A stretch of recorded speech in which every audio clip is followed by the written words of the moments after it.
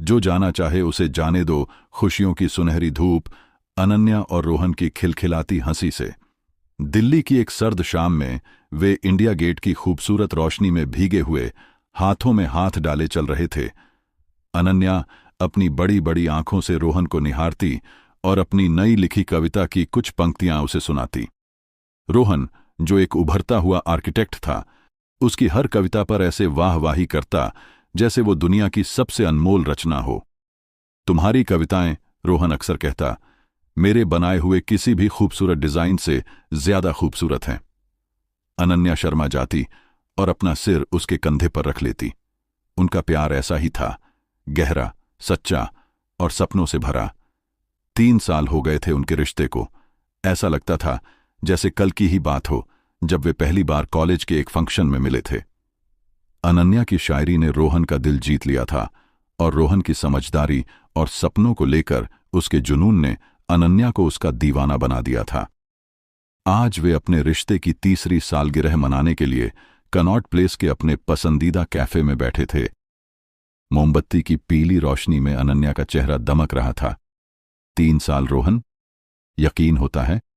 अनन्या ने उत्साहित होकर कहा। रोहन ने मुस्कुराते हुए उसका हाथ अपने हाथ में ले लिया। यकीन क्यों नहीं होता? ऐसा लगता है जैसे मैं तुम्हें सदियों से जानता हूं और अगली कई सदियों तक जानना चाहता हूं। उस शाम उन्होंने अपने भविष्य के बारे में ढेर सारी बातें की। रोहन ने बताया कि कैसे वो एक दिन अपना खुद का आर्किटेक्चर फर्म खोलना चाहता है, और अनन्या ने बताया कि वो अपनी कविताओं की एक किताब प्रकाशित करवाना चाहती है। उनके सपने अलग थे, लेकिन उनकी मंजिल एक ही थी, एक साथ रहना। जब तुम्हारी किताब छपेगी ना, रोहन ने कहा, तो उसकी पहली कॉपी पर मैं तुम्हारा ऑटोग्राफ लूंगा। और जब तुम अपना ऑफिस खोलोगे, अनन्या ने जवाब दिया, तो उसके उद्घाटन का फीता मैं ही काटूंगी। उनकी बातों में एक दूसरे के लिए सम्मान, प्यार और अटूट विश्वास था। उस रात जब रोहन अनन्या को उसके घर छोड़ने आया, तो उसने अनन्या के माथे पर एक प्यार भरा बोसा दिया और कहा, तुम मेरी दुनिया हो अनन्या। अनन्या को लगा जैसे उसके पास सब कुछ है, एक प्यार करने वाला साथी, एक खूबसूरत सपना और आने वाले कल की अनगिनत उम्मीदें। उसे नहीं पता था कि उसकी इस खूबसूरत दुनिया पर बहुत जल्द एक तूफान दस्तक देने वाला था। एक अनचाही खबर। कुछ दिन बाद एक दोपहर रोहन का फोन आया। उसकी आवाज में एक अजीब सी खुशी और घबराहट का मिला जुला भाव था। अनन्या, तुम्हें कुछ बताना है, उसने कहा। सब ठीक है रोहन, तुम्हारी आवाज। अनन्या कुछ चिंतित हुई। सब ठीक से बढ़कर है। तुम्हें याद है मैंने लंदन की उस यूनिवर्सिटी में मास्टर्स के लिए अप्लाई किया था? हाँ, याद है, अनन्या ने धीरे से कहा। उसका दिल जोर जोर से धड़कने लगा था। मेरा एडमिशन हो गया है अनन्या, स्कॉलरशिप के साथ। ये मेरे करियर के लिए बहुत बड़ी अपॉर्चुनिटी है। रोहन की आवाज में उत्साह साफ झलक रहा था। एक पल के लिए अनन्या को बहुत खुशी हुई। वह जानती थी कि यह रोहन का कितना बड़ा सपना था, लेकिन अगले ही पल उसके दिल में एक डर ने घर कर लिया। लंदन, इसका मतलब था रोहन उससे बहुत दूर चला जाएगा, 2 साल के लिए। यह तो बहुत अच्छी खबर है रोहन, उसने अपनी आवाज को स्थिर रखने की कोशिश करते हुए कहा। मैं तुम्हारे लिए बहुत खुश हूं। लेकिन उसकी खुशी के पीछे छिपी चिंता रोहन से छिपी नहीं रही। उस शाम जब वे मिले तो कैफे की वही मेज थी, वही माहौल था, लेकिन उनकी बातों में वो पहले वाली गर्मजोशी नहीं थी। 2 साल बहुत लंबा समय होता है रोहन, अनन्या ने आखिरकार कह ही दिया। उसकी आंखों में आंसू थे। मुझे पता है अनन्या, लेकिन यह मेरे भविष्य के लिए बहुत जरूरी है। हम लॉन्ग डिस्टेंस रिलेशनशिप मैनेज कर लेंगे। मैं तुम्हें रोज फोन करूंगा, वीडियो कॉल करूंगा। लेकिन यहां भी तो अच्छे कॉलेज हैं रोहन, क्या तुम्हें यहीं कुछ नहीं मिल सकता? अनन्या की आवाज में एक उम्मीद थी, एक प्रार्थना थी। रोहन का चेहरा थोड़ा सख्त हो गया।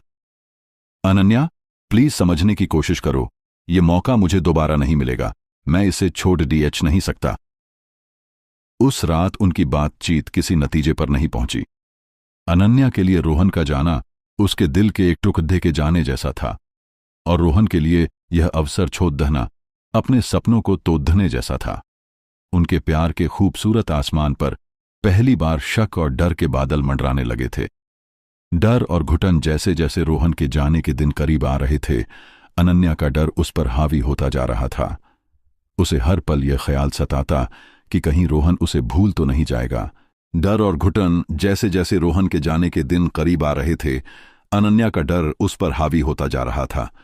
उसे हर पल यह ख्याल सताता कि कहीं रोहन उसे भूल तो नहीं जाएगा, कहीं दूर जाकर उसकी जिंदगी में कोई और तो नहीं आ जाएगा। ये डर उसे अंदर ही अंदर खाए जा रहा था। उसका व्यवहार बदलने लगा। वह छोटी छोटी बातों पर रोहन से लड़ डाहने लगी। वह हर कुछ घंटों में उसे फोन करती, यह जानने के लिए कि वह कहाँ है, किसके साथ है। अगर रोहन उसका फोन नहीं उठा पाता तो वह उसे संदेशों से भर देती।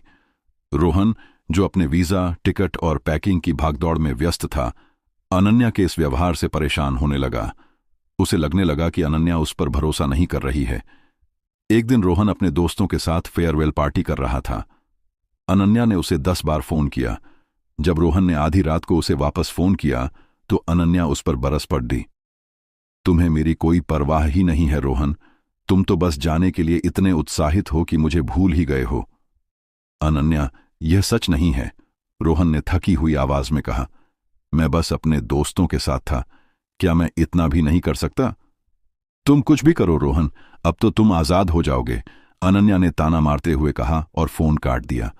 उनके बीच की दूरियां अब सिर्फ मीलों की नहीं रह गई थीं, वे भावनात्मक रूप से भी एक दूसरे से दूर होते जा रहे थे। जिस रिश्ते की नींव विश्वास पर रखी गई थी, वह अब शक की दीमक से खोखला हो रहा था। अनन्या की सबसे अच्छी दोस्त आयशा ने उसे समझाने की बहुत कोशिश की। अनन्या, तुम यह क्या कर रही हो? तुम्हारा यह व्यवहार रोहन को तुमसे और दूर कर देगा। उसे स्पेस दो, उस पर भरोसा करो। मैं क्या करूं आयशा, मुझे डर लगता है, अनन्या रोते हुए कहती। मैं उसके बिना नहीं रह सकती। प्यार का मतलब किसी को बांधना नहीं होता अनन्या, उसे आजाद करना होता है। अगर वह तुम्हारा है तो दुनिया के किसी भी कोने में जाकर भी तुम्हारा ही रहेगा। लेकिन अनन्या आयशा की बातों को समझ नहीं पा रही थी। उसका दिल उसके दिमाग पर हावी था और उसका दिल सिर्फ एक ही बात कह रहा था, किसी भी कीमत पर रोहन को रोक लो। दादी की सीख पूरी तरह से टूट चुकी और परेशान अनन्या एक दिन अपनी दादी के पास पहुंची।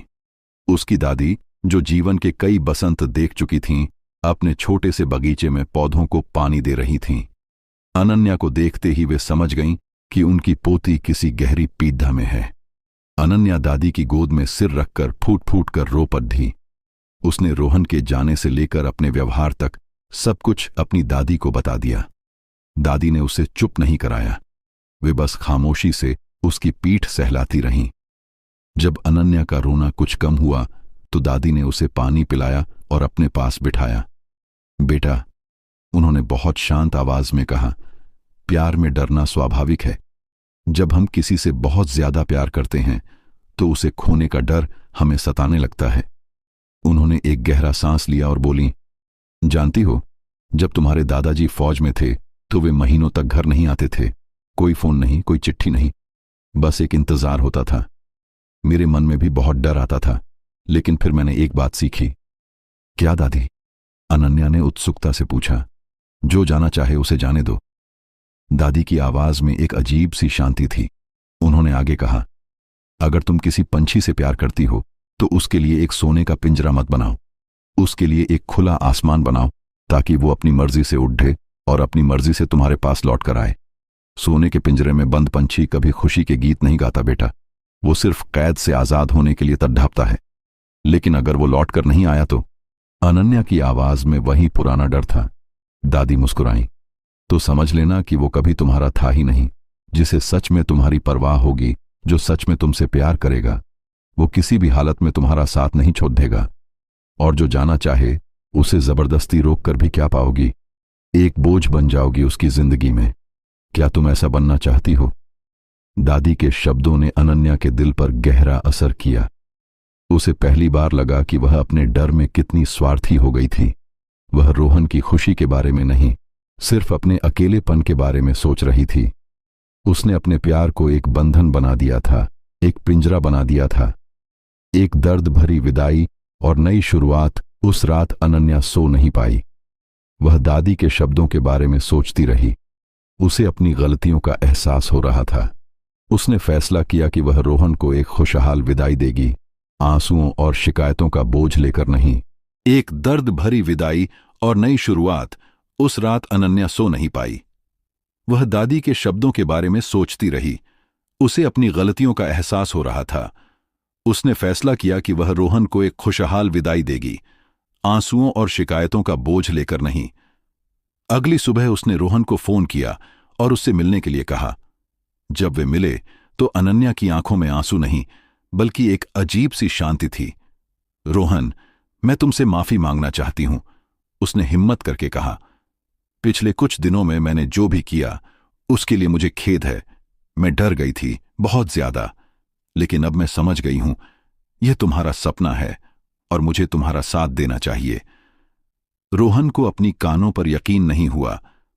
उसने अनन्या के चेहरे पर वही पुरानी समझदारी और प्यार देखा जिसके लिए वह उससे प्यार करता था। उसकी आंखों में भी नमी आ गई। उसने अनन्या का हाथ पकड़ लिया, लिया। थैंक यू अनन्या, मेरे लिए यह जानना बहुत जरूरी था। रोहन के जाने में अब जो कुछ दिन बचे थे वे दोनों ने लड़ाई झगड़े में नहीं, बल्कि खूबसूरत यादें बनाने में बिताए। वे दिल्ली की उन्हीं गलियों में घूमे जहां उनका प्यार परवान चढ़ा था। उन्होंने फिर से भविष्य के सपने देखे, लेकिन इस बार उनके सपनों में दूरी का डर नहीं, बल्कि एक दूसरे के सपनों के लिए सम्मान था। आखिरकार विदाई का दिन आ ही गया। एयरपोर्ट का माहौल गमगीन था। अनन्या ने बहुत कोशिश की कि वह रोए नहीं। उसने रोहन को एक डायरी दी। इसमें मेरी कुछ नई कविताएं हैं, उसने मुस्कुराते हुए कहा, और एक क्या हैत भी है। रोहन ने डायरी ले ली। उसकी आंखें नम थीं। अपना ख्याल रखना अनन्या। तुम भी रखना, अनन्या ने कहा। जाओ और अपने सपनों को जी लो। जैसे ही रोहन सिक्योरिटी चेक इन की तरफ मुद्दा, अनन्या की आंखों से आंसू बह निकले। लेकिन इन आंसुओं में कड़वाहट नहीं, बल्कि एक अजीब सी मिठास थी। उसने उसे तब तक देखा जब तक वह आंखों से ओझल नहीं हो गया। जब रोहन का विमान आसमान में ऊंचा उठा तो अनन्या ने अपनी आंखें बंद कर लीं और धीरे से कहा, जो जाना चाहे उसे जाने दो। कुछ हफ्तों बाद अनन्या उसी कैफे में अकेली बैठी थी। उसके सामने उसका लैपटॉप खुला था और वह एक नई कहानी लिख रही थी। उसके चेहरे पर उदासी नहीं, बल्कि एक आत्मविश्वास और उम्मीद की मुस्कान थी। रोहन उसे रोज फोन करता था। उनके रिश्ते का भविष्य क्या होगा यह कोई नहीं जानता था, लेकिन अनन्या ने एक बात सीख ली थी। सच्ची खुशी किसी के होने या न होने पर निर्भर नहीं करती। वह हमारे अंदर होती है, हमारी अपनी ताकत में, हमारे अपने सपनों में। उसने अपने प्यार को आजाद कर दिया था और इस प्रक्रिया में उसने खुद को भी आजाद कर लिया था। उसने सीख लिया था कि जो जाना चाहे उसे जाने देना ही कभी कभी प्यार का सबसे खूबसूरत रूप होता है। 1. स्वीकृति का नियम, द रूल ऑफ एक्सेप्टेंस। यह सबसे पहला और सबसे कठिन नियम है। इस बात को स्वीकार करें कि हर व्यक्ति स्वतंत्र है और अपने निर्णय लेने का अधिकार रखता है। यदि कोई आपके जीवन से दूर जाना चाहता है तो उनकी इच्छा को स्वीकार करें। उनसे लड़ना, बहस करना या उन्हें रोकने की कोशिश करना आपकी पीड़ा को और बढ़ाएगा। वास्तविकता से लड़ने की बजाय उसे स्वीकार करना सीखें। 2. आत्मसम्मान को प्राथमिकता दें, प्रायोरिटाइज सेल्फ रिस्पेक्ट। किसी के पीछे भागना, रुकने के लिए गिड़गिड़ाना या उन्हें भावनात्मक रूप से ब्लैकमेल करना आपके आत्मसम्मान को गहरी चोट पहुंचाता है। यह याद रखें कि जो व्यक्ति सच में आपकी कद्र करता है वह आपको इस स्थिति में कभी नहीं डालेगा। आपका आत्मसम्मान किसी भी रिश्ते से बढ़ाकर है। जिसे जाना है उसे सम्मान के साथ विदा करें और अपने सम्मान को बनाए रखें। 3. अपनी खुशी को स्वतंत्र करें, मेक योर हैप्पीनेस इंडिपेंडेंट। अक्सर हम अपनी खुशी को किसी दूसरे व्यक्ति के होने या न होने से जोड़ डाच देते हैं। यह सबसे बड़ी गलती है। यह नियम सिखाता है कि आपकी खुशी का स्रोत आपके अंदर होना चाहिए, किसी और के हाथ में नहीं। अपनी खुशियों के लिए दूसरों पर निर्भर रहना बंद करें। अपने शौक, अपने लक्ष्य और अपनी मानसिक शांति पर काम करें, जैसे कहानी में अनन्या ने अंत में लिखना शुरू किया। 4. इसे कमजोरी नहीं, ताकत समझें। Understand it as strength, not weakness. किसी को जाने देना कायरता नहीं, बल्कि साहस का काम है। यह स्वीकार करने के लिए बहुत हिम्मत चाहिए कि कोई चीज आपके लिए नहीं बनी है। यह आपकी भावनात्मक परिपक्वता और ताकत को दर्शाता है कि आप किसी को पिंजरे में कैद करने की बजाय उसे उसकी खुशी के लिए आजाद कर रहे हैं। 5.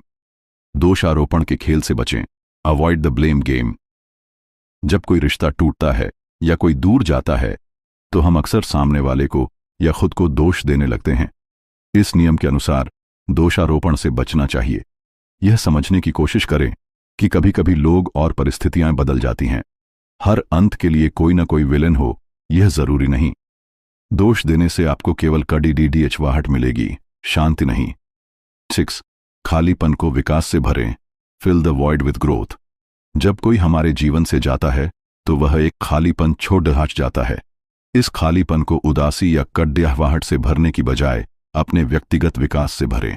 कुछ नया सीखें, अपनी सेहत पर ध्यान दें, अपने करियर पर फोकस करें या उन सपनों को पूरा करें जिन्हें आपने किसी और के लिए पीछे छोड़ दिया था। 7. दुख को महसूस करने की अनुमति दें। Allow yourself to grieve. जाने देने का मतलब पत्थर दिल बनना नहीं है। दर्द होना, दुखी होना और रोना इस प्रक्रिया का एक स्वाभाविक हिस्सा है।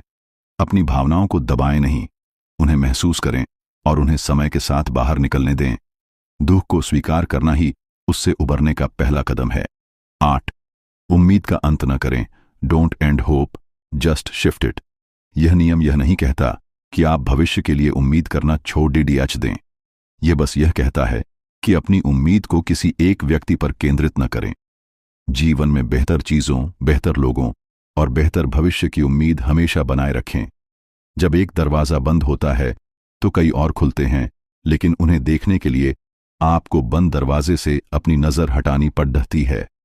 संक्षेप में, जो जाना चाहे उसे जाने दो का सिद्धांत हमें सिखाता है कि सच्चा प्यार बंधन में नहीं बल्कि आजादी में बसता है।